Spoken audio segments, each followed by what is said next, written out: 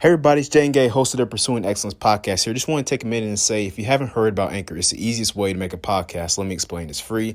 There are creation tools that allow you to record and edit your podcast right from your phone or computer.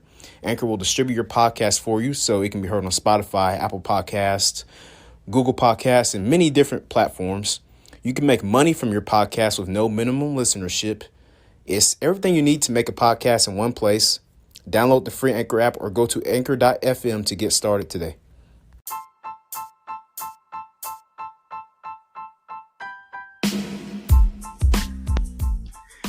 Hey everybody, welcome back to the Pursuing Excellence podcast. I'm your host, Jay and Gay. Today on the podcast, I have former Atlanta Falcons and Tennessee Titans wide receiver Harry Douglas on with me today. Just wanted to say thank you, Harry, for taking time out your day. 'Cause I know you're busy, man, and coming on the podcast with us. So I want to say thank you for that, man, and looking forward to it. No problem at all. I'm excited to be on, and I love what you're doing, especially starting early, man, and getting ahead of the learning curve and doing your thing. I always love to see folks of your caliber starting things early in life, so you can matriculate your way through things and understand how things work. And I'm excited to be. I'm probably more excited than you to be on the podcast. Yeah, probably. You are heavy. Trust me. Okay, that's great, Harry. So how's everything going, man, with you and the family? Talk about that. You know, how you guys doing right now? Everything going good? Yeah, man. Everything is going great with me and the fam. My daughter is about to turn 5 in a few days. Wow. My son will be 2 in July. And my son actually just started school. And it's funny because, like, he's a COVID baby. So he's really starting to figure out and be more around, like, people. Because he was young, and then when COVID started last year, we were in the house for a long time. So that was actually challenging last year, being in the house. Like, my daughter not going to school, but me, my wife, my daughter, and my son. It was weird, but it was great at the same time because I'm normally so busy to the point of where I'm home, but I'm not home a lot like that. Yeah. But with COVID, I actually got a chance to be home more and be more hands-on with my daughter, with my son, be there with my wife, and actually do a lot of things around the house and just be there. I wonder how they're going to be actually when I start back, like, working and traveling and stuff, because they're so attached to their daddy. Yeah. It's crazy, man. Yeah, man. Well, that's good. That's good, man. It's good to know you're doing good. And again, want to say appreciate you coming on, because I know, like you said, you're a busy guy, you know, and doing, working, with the league, man, and everything with the draft and everything like that. And we'll get to that soon. But first, I want to ask you, man, can you tell us a little about yourself, Harry, man, so we get to know you better and, everything like that? So a little bit about me. I was actually born in Tampa, Florida. Really? I moved to Atlanta when I was 4 years old. Me, my dad, my brother, who played in the NBA for 9 years, he's overseas playing right now. Really? I did not know that. Who's doing the medical thing, and still doing schooling and stuff and whatnot. Okay. But we moved here to Atlanta, and I think the rest is history, man. I grew up in Clayton County in Jonesboro with the J.W. Arnold, with the Jonesboro Middle School, with the Jonesboro High School, and went to the University of Louisville. But my parents were big on education. Yeah. So we were big on education and sports, but if we didn't get the educational part down, we weren't going to be able to play sports. And that was a blessing. And I grew up with a lot of structure. I grew up with balance, structure in my household.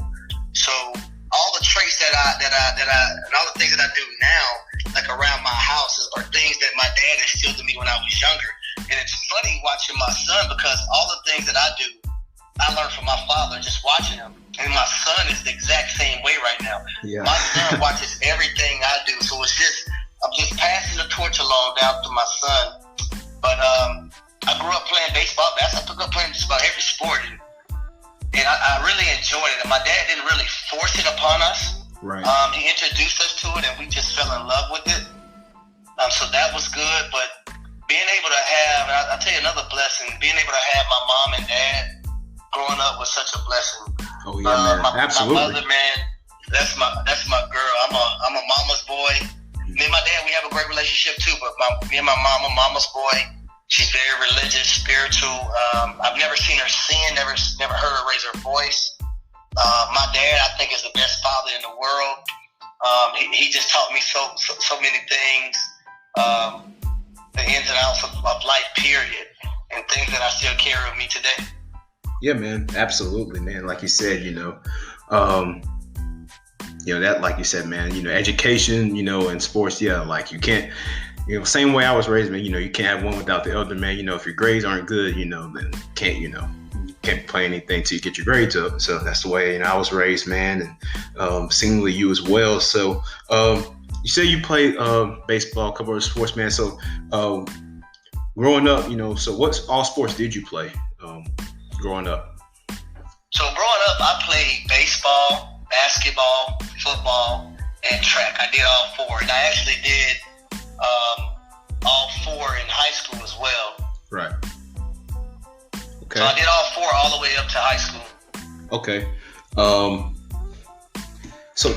So talk about, man, your experiences, playing football at each level, with high school, I had the high school level and the collegiate level, man, and just the things that you learned there that that shaped you as a man before you entered the NFL. Talk about just moving along that process, how at each level through the years you learn more and more. Talk about that. I'll say the funny story is about football. I'll tell you, in high school, so the year I actually took off from football was my 9th grade year in high school, right? Yeah. So, and the crazy thing about it, I don't even think I was going to play anymore. I was just going to focus. My best sport was baseball. My next best sport was basketball. Yeah. Then it was football and track. But one of my basketball coaches was like, man, he coached football. He was like, man, you need to be out on the football field. And I was like, okay, maybe you're right. But I was so focused on the other sports. I was like, maybe not. But I went out my 10th grade year, balled out, and just being a natural athlete, it was easy for me. Like I said, I had played almost my entire life up to 9th grade. 9th grade, the only year I felt like I didn't play. And it's crazy because growing up through high school, most people who knew me thought I was going to college to probably play basketball or baseball. Really? Not football. And it's funny because I went to the University of Louisville. Louisville never came to any of my football games. They came to my basketball games. Okay. Yeah. Yeah, they came to my basketball games, and that was crazy. But I tell you, growing up, the lessons that you learn playing the game of football in high school, and I tell you, when you're making that transition in high school, everybody, you're the man at your school, but when you get to college, everybody is the man. Yeah. Right? I didn't really, I trained and worked out, but I didn't lift weights in high school. So when I got to college, I got introduced to the weight room, and I went to college about 5'8", between 125, 135. I was little, I was small. So I had to do a lot of growing in the weight room wise and eating a lot, so my body can be able to absorb the hits and stuff. But there's so many lessons, not just football, but in sports in general, that pertain to everyday life. And that's one of the things that I loved about football is that the communication, the teamwork, the dedication, the discipline, all of those things that you learn playing a sport or playing football pertain to everyday life. Yeah. And that's one thing I loved about it. And football is the one sport, right, when you can go out there and just physically knock somebody and hit people and not get arrested for it. And I really enjoyed that. Yeah. I'm an aggressive guy, so being able to just go out and something was bothering me, just release everything on the football field was a joy for me. But then the relationships, right? Your teammates, the relationships you build with your teammates, man, was so big for me. And the guys I played football with, we all played basketball together. We were ranked in the top 5 in basketball, like my last 3 years in high school. So, or last 2, my sophomore year, we were good as well, but we were even better my junior and senior year. And I think the thing that was more important to me was being a trendsetter. That's one thing. I always set my mind on being like a trendsetter. Yeah, absolutely. Not going to a different high school to win, but doing doing it right there where I grew up in the high school I went to, because we went to the state playoffs in football. My senior year, we lost to Camden County. I think Camden County may have won it that year. But that was the first year that Jonesboro High School had went to the state playoffs in a long time. And then you turn over to the basketball side. My junior year, we go to the Final Four in basketball. My senior year, we lose in the state championship in basketball. So basically being that trendsetter and setting Jonesboro High School and putting them on the map even more, that was big for me. And then I get to college. Yeah. I get to college, and it's Louisville. We're the Conference USA. My freshman year in college, we're ranked in the top 14 in the nation, and our only loss came to Miami, so we finished in the top 10. Miami was ranked in the top 5 that year, and we should have beat them. So trend-setting things in high school and then going to college and being the trendsetter, we played in the BCS Bowl game. I had a chance to play in the Orange Bowl. That was big. So I think the main thing for me is being able to set a trend at my high school and being able to set a trend in college as well. Yeah, man, absolutely. You know, being a high school athlete myself, you know, like I said, man, I've been playing football since I was like 5 years old, man. And I could even, you know, put on a helmet, man, you know, and over the years, man, you learn, like you said, you learn so many lessons, man, you know, like not just football, like you said, but in other sports as well, you know. And so, you know, I mean, getting into high school, you know, just every day, man, just working hard, you know, just getting stronger and better, man. And the things I learned on the field, I take, you know, off the field as well, you know, like just demanding excellence of yourself, man. And, you know, just getting up every day, going to work, you know, just taking ownership. Those are the things that I think, you know, follow you the rest of your life that you learn in sports, you know. So it's a good thing, man. You know, it's, you know, like you said, just it's amazing how sports like really, you know, help you, man, in the long run in life, you know, just like no matter what you plan to do for a career, you know. So I just think that's really interesting how that works. But yeah, man, so Harry, I gotta ask you this, man. What was it like on draft night when your name got called, man? What was going through your mind, man? And, you know, just how are you feeling that day? Draft night for me, I'll never forget it, 2008. And it's funny because my mom said before we went, I had a draft party at Hooters. Really? Surprisingly, yeah. I had a draft party at Hooters, man, and my mom said she hasn't been wrong to this day. I'll tell you that. She said, I have a feeling you're going to be home playing for the Falcons in Atlanta. I was like, okay, Mom, all right, maybe you're overdoing it, Mom. But yeah. Lo and behold, man, when it was my time to get drafted, I seen that Atlanta area code, and I was like, you got to be kidding me right now. Mm-hmm. And getting that call from, at the time, Thomas Dimitroff, and talking to Mike Smith and Mr. Blank and all those guys, it was just a dream come true because I grew up a Falcons fan. I grew up in the city of Atlanta. I grew up running, doing a punt, pass, and kick in the Georgia Dome and running around the stadium saying one day I'm going to play in this stadium, and being able to make it and do those things that I said I was going to be there. And I tell people, man, it's all about having a vision.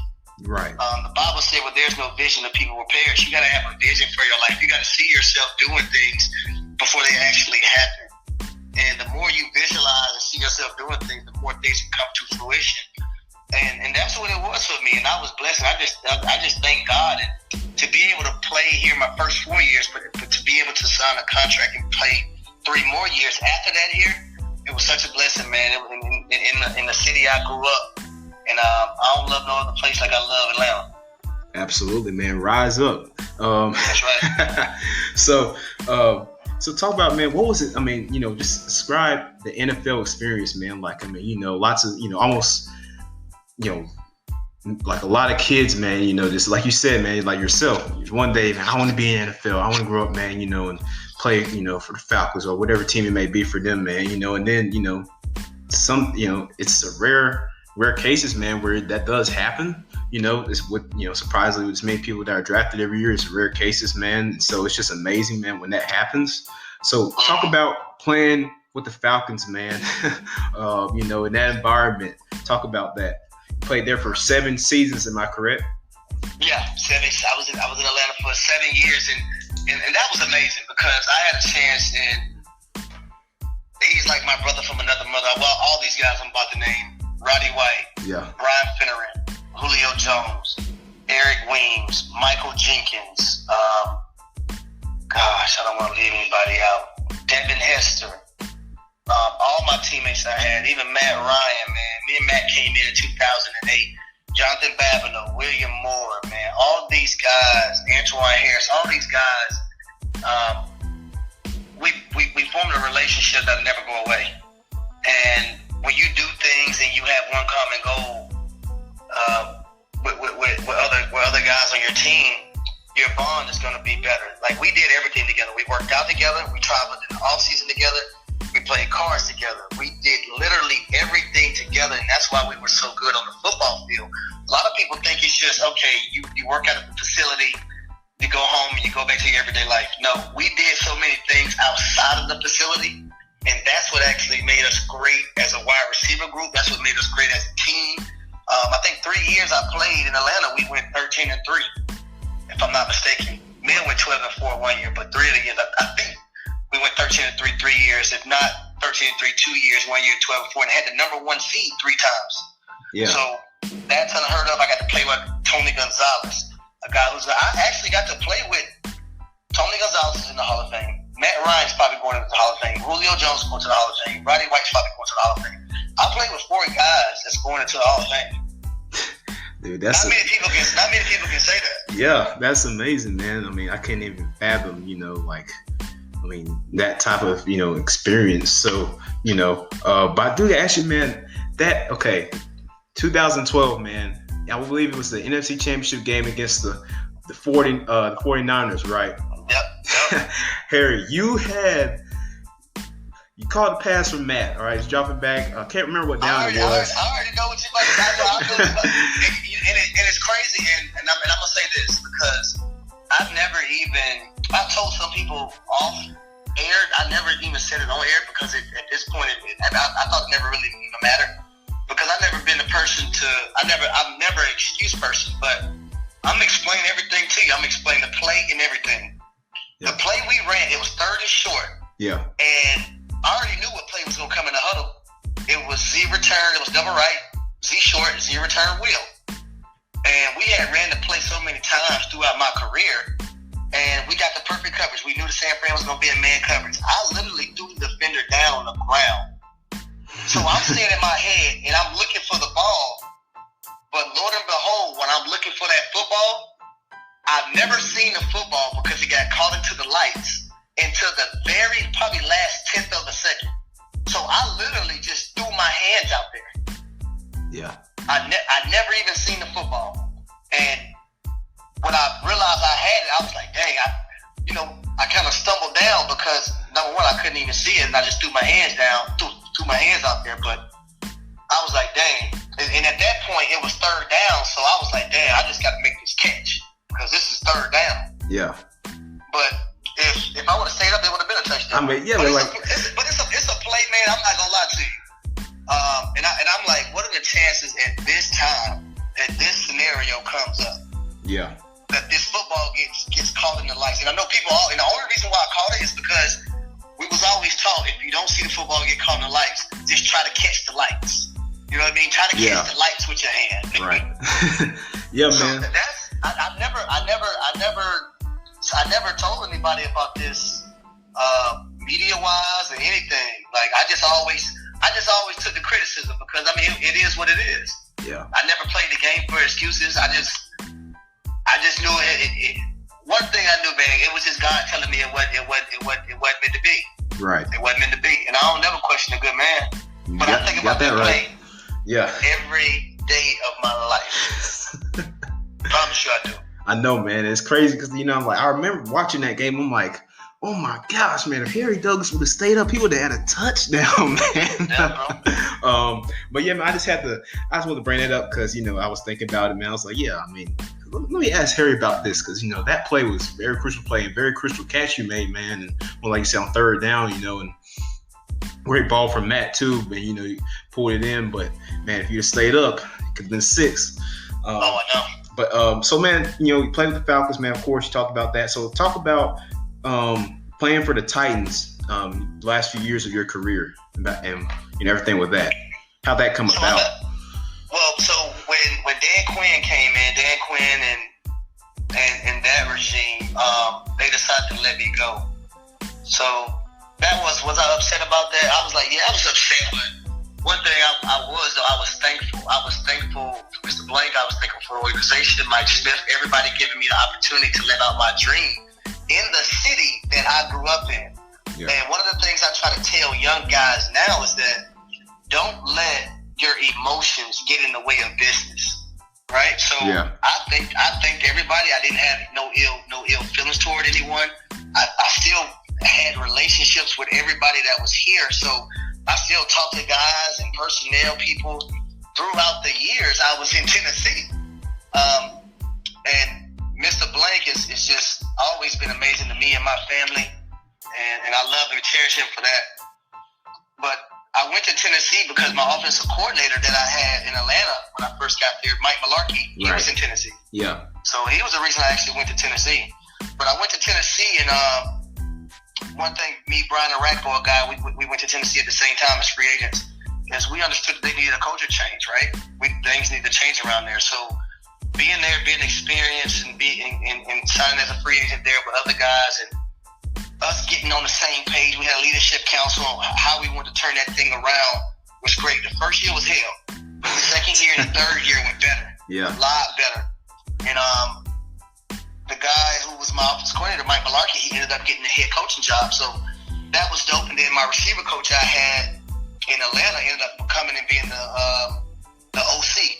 And then the Falcons head coach now, Arthur Smith, was there as well. So that's when me and Arthur Smith, our relationship formed, and we started bonding a lot when I was there in Tennessee. And he's going to do great things, amazing things here in Atlanta. But Tennessee, my first year, it was a little difficult, but it grew on me. Now I have my cowboy hats. I got my cowboy boots. I'm a little bit more diverse now. So Tennessee was good. It was good for me. It was good for me to get out of Atlanta for a little bit and be able to experience a lot of different things. So Tennessee will always have a place in my heart. Absolutely. And the owner, Miss Amy Adams Shrunk, she's an amazing lady, and her entire family, they do a great job up there as well. Yeah, man, absolutely. So Harry, talk about how did your relationship with Jesus Christ affect your professional career, and your personal life as well. Harp on that for a little bit.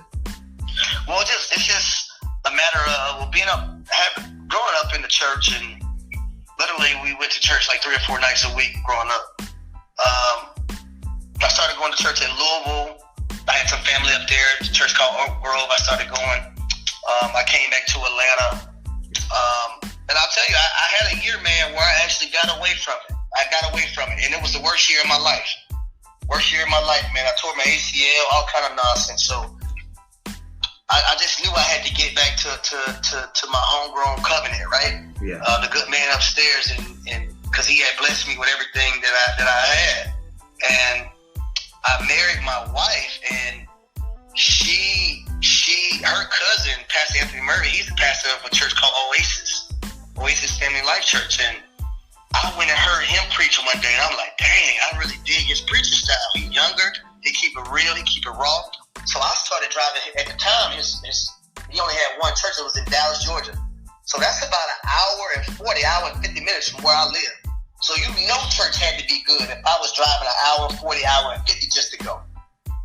And I didn't mind doing it. Now he has one in Atlanta, and me and him have a strong relationship. We talk every week, just about every week. And he hit me up about things. I could tell him anything. Even though he's my wife's cousin, I can tell him any and everything. He's going to keep it between me and him. Yeah. And that's dope, man, when you can have a pastor like that, because, like I said, the Lord giveth and the Lord taketh away. And I felt like I went through a year that getting away from my faith, but I honed it back in. But when you make it to this level, man, you basically got to stay grounded, right? You can't forget where you come from, the things that got you there, and never forget the Lord upstairs, because, like I said, everything that we have and we do is because of Him. Absolutely, man. Absolutely. Appreciate that, man. Totally agree with you. And like I said, I honestly, man, I cannot, see a life, without Christ, man. It's not possible to me. Successful life, man. And so, constantly every day, the goal is to, keep improving my walk with Him, man. Keep keep getting better in that aspect of my life, man. So, man, last thing here, man, I just want to talk to you about here. What do you think? What you think about the Falcons this upcoming season, man? What is your, how do you think they did in the draft, man? How do you think, this season's gonna turn out for them in 2021? I think they're gonna be good. And one of the things I'm glad that Arthur Smith came out and said is that, listen, the Falcons hired a guy who wants to win now, not win down the line. Yeah, you want to win down the line, but he's focused on it now, winning right now. Yeah. He feels like he has the guys that can do it right now. You have Matt Ryan, you have Julio Jones, you have Calvin Ridley, you have Hayden Hurst, you added Kyle Pitts in the draft. I think that is big because one of the things Arthur Smith loves to do, and I know this again with him in Tennessee, is he loves to utilize his tight ends. He loves to utilize his tight ends. He likes his O-line to be nasty and be physical, loves to run the football, and everything pass game comes off the run game. So I think they're finally going to get that tapped in, which has been, the run game has been non-existent the last 2 or 3 years here in Atlanta. Yeah. So bringing in a guy like Arthur Smith who loves to run the football, that's going to be good. I love the second round draft pick they drafted in Richie Grant, the safety. He's a guy in DMP's the new defensive coordinator. His system, he was in Tennessee as well when they went to the AFC Championship game. He was DC there then. But he's a guy that knows how to use his players and put those guys in the best positions to exploit their strengths, never their weaknesses. So I think a guy like Richie Grant, you can put him at free safety. You can put him in the box as a linebacker. You can have him guard a tight end. You can have him guard a slot. You can put him on a line of scrimmage to blitz. You can have him in the middle of the field playing free safety. Right. There's a magnitude of things that you can have him do. And then when you look at the third round pick in Jalen Mayfield, the offensive tackle, he's probably going to play guard here in Atlanta. When I watched his film and studied him, he is a monster in the run game. And what does the Falcons want to do? They want to run the football. They want to be nasty. Yep. They want to establish that identity. And I think the DBs that they drafted are two guys. One of the guys is a return guy, a return specialist who plays some special teams. The other one, I like the way he jumps routes and take chances. And in this league, you got to do that. Sometimes you're going to get beat, but that's okay. I'll take a guy who's taking chances to get interceptions versus a guy who's playing timid and being scared. Right.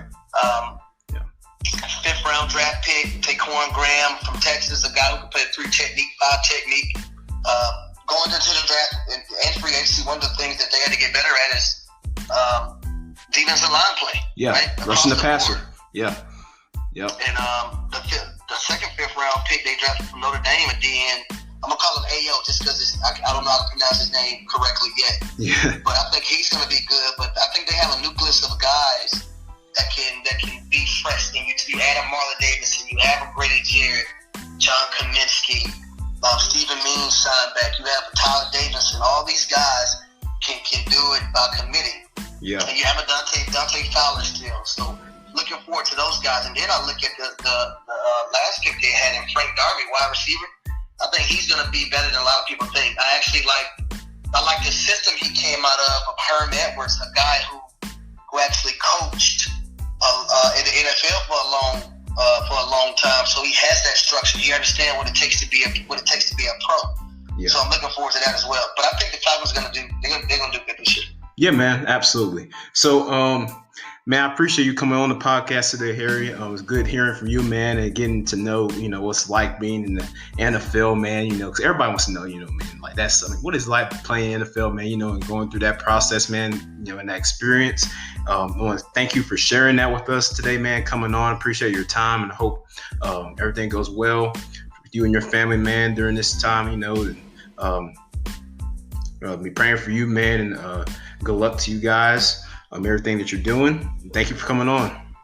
No problem at all. Thank you for having me, bud. Yes, sir. All right. Everybody, that was Harry Douglas, former Falcons and Tennessee Titans wide receiver, playing NFL for those two teams, man. Great guy, loves the Lord, and I appreciate him coming on the podcast with us today. Thank you guys for listening and tune in next time for Pursuing Excellence.